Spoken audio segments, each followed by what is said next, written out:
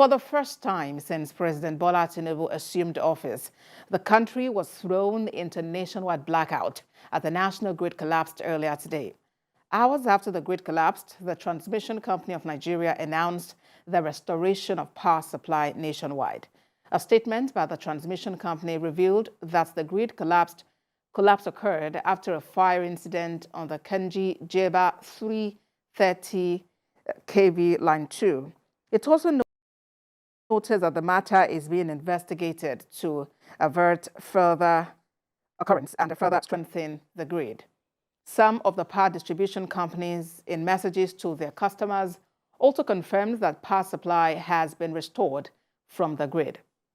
The last total system collapse was recorded on 20th of July 2022, and the TCN says prior to this incident, the system had been stable for more than 400 days due to the in-house stopgap measures and tools deployed to manage the nation's grid and ensuring its stability. I have joining me now to discuss this recurring issue an energy expert and energy and natural resources line of business partner, Martin Zarogie. Thank you for joining us on TVC News at 7. The grid collapsed at about past midnight, and Nigerians didn't get to know what the matter was until much later. When do you think would get to the level of updating people real time about what is happening with national grid as obtainable in other climes? Thank you very much for having me. I'm not particularly sure it's about updating people real time as what you find in other climes. Because first of all, we need to first understand that the grid collapse most of the time isn't pre-planned. So you can't necessarily update people ahead of time of that kind of incident. It's something that is most times sudden and unplanned for. Secondly, could they have done better in terms of when it happened and when that information was communicated? I think that the jury is still out on that. I was following a tweet put out by the handle of the Minister of Power today, where he stated that the reason why they delayed in communicating the information was because they wanted to manage the situation and not cause panic, and also create a scenario where people began to take advantage of the broad darkness or broad lights out to begin to perpetuate some sort of nefarious activity. And so I would rather give them the benefit of that and say, given the additional information that they may have around happenings in the country, that they just wanted to manage the situation in terms of how they communicated that decision. But in terms of proactively communicating it, it's always going to be almost difficult, if not impossible, to proactively communicate a grid collapse. All right, but then let's talk about the implication of this collapse. Nigerians had actually been expecting that we'll get to that point where we can generate 20,000 megawatts of power. Do you think we have a problem with our transmission capacity as a country?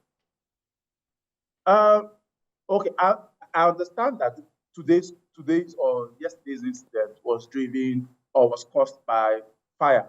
Now, that's a man-made disaster again that can happen. But it doesn't excuse all of the grid collapse that we've had down the years. Clearly, we all know that there is a problem across the entire sphere of our power sector.